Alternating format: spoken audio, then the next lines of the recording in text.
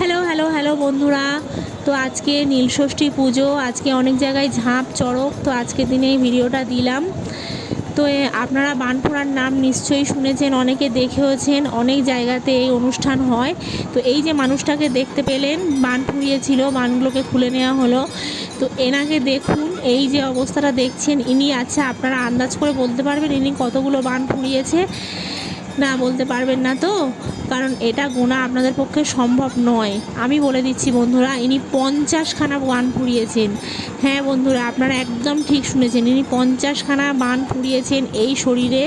তো দেখতেই পাচ্ছেন 50খানা বান ফুরিয়ে, তার মধ্যে কিন্তু কোনো মানে মানে হেলদোল নেই, মানে কোনো অসুস্থতা বা কোনো রকম দেখতে পাচ্ছেন যে কোনো রকম কোনো অসুবিধা হচ্ছে না। বন্ধুরা, ভোলেনাথের আশীর্বাদ যার মাথায় থাকবে সে কিন্তু অসাধ্য সাধন করতে পারবেন, আর এটা তার থেকেই প্রমাণ হয়ে গেল। তো এই বিশ্বাস মনে রেখে উনি 50খানা বান ফুঁড়িয়েছেন। প্রতি বছরে উনি বান ফোড়ান, আর প্রতি বছর উনি মানে ধাপে ধাপে বাড়িয়ে বাড়িয়ে, আগের বছর মানে এটা গত বছরের ভিডিও, 50খানা বান ফুঁড়িয়েছেন। তো ভিডিওটা ভালো লাগলে অবশ্যই শেয়ার করবেন, পাশে থাকবেন।